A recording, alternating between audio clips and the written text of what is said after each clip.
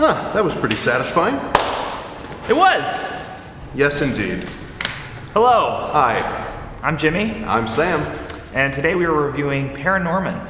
A wonderful, delightful, well, you know what, let's just save time and say a Leica film. Yeah, it's a Leica film. Because it's a Leica In film, every so sense, you know it's going to be yeah, amazing. in every sense of the word. Yeah. So I have a confession to make.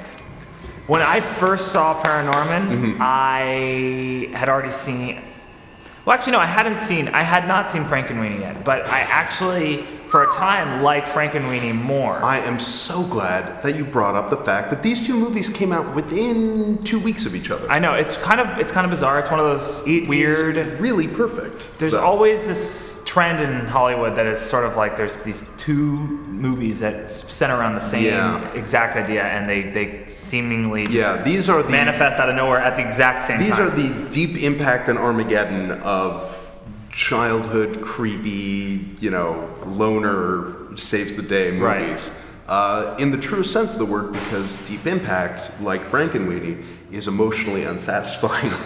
Well, I wouldn't go that far, but we're talking about Paranorman. That's today. True. So let's first just say Paranorman is one of the most gorgeous films that you can watch. I mean, it's truly incredible. It's one of a kind in the sense that it was primarily done with 3D printed characters, so it really holds that distinction as like the first to really do that. Yeah, and if you really pause it, if you look through it frame by frame, the characters all look like there's something about the build of it because of the printing technology. They look like they're made out of like delicate spun sugar. Yeah. So it really does feel. I mean, obviously, Coraline, the other Leica produced movies that we've seen before and since, they don't exactly look like cumbersome clay figures. But in this, it really knocks it up a notch in terms of delicacy and precision. And the 3D effect, if you saw it in theaters or if you see it at home in 3D, is really gorgeous. I mean, you really get a sense of a 3D world just because. So it really perfect. Technically, the film is perfect. Let's talk a little bit about the story, though. The story, I think, is something almost every kid can it resonates with every kid at some point in their life. The feeling of being sort of this outcast, this loner, not having a lot of people to talk to, that kind of thing. Well, it's fairly standard, the outcast who has magical powers, who saves the day. Right. It's something we've seen before. The unlikely hero. But I think the difference with this is that, whereas Harry Potter or some other story will be like, this kid is, someone comes and tells him, you're different, you're special, we're going to take you away and solve all your problems. Right. Norman starts the movie off in a fairly bad place. I mean, he's disliked by his family, the entire town, and it just makes it more believable, him as an outcast. It doesn't. And he has to kind of find that place of belonging and really owns that bit of the outcast. He turns his weakness into a sort of a strength for himself, and I think really that's really the emotional curve of the movie and like the growth of the character is really interesting.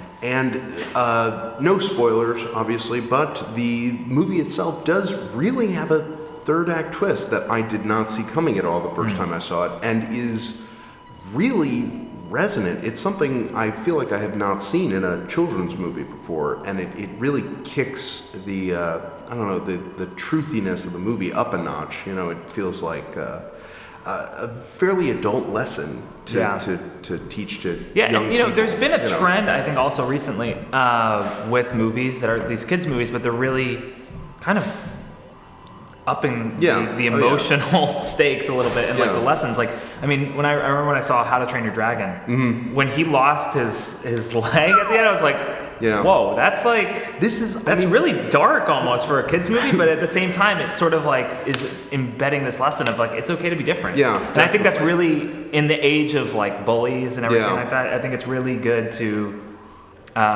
be teaching those kinds of lessons in these movies in any way they can. Oh, definitely. I mean, these are, this is a horror, not horror, but it's a spooky, and it genuinely is pretty spooky. Yeah, it's pretty there spooky, are parts that really stay with you. Oh, yeah. But it is it's a kids movie made in an era, where we're feeling the reverberations of Pixar's method of no holds barred, don't don't simplify things, storytelling 10 years on. Right. You know, and it's kind of seeped into all the areas of the culture. And then you marry that with, again, a production that is just so beautiful and so well designed. Absolutely. It's a real treat of a movie and really worth watching. And it's certainly nice to, you know, have a spooky Halloween movie that you can do with younger people. Yeah. You know. So if you haven't seen Paranorman, please go check it out. It's very much worth your time. Technically brilliant. The film just works on so many different levels, and it's really layered. And I think that if, like, to your point, if you're watching with kids, you're watching with adults, there's going to be a different sort of message that each person takes away. Yeah. But everyone's going to have a good time. Oh yeah. That's well. Thank you for joining us. We'll see you again tomorrow. I'm Sam. I'm Jimmy, and we'll be reviewing more Halloween movies for every day of the month. So please come back, check out some more, and be sure to subscribe and let us know what you think. What a treat.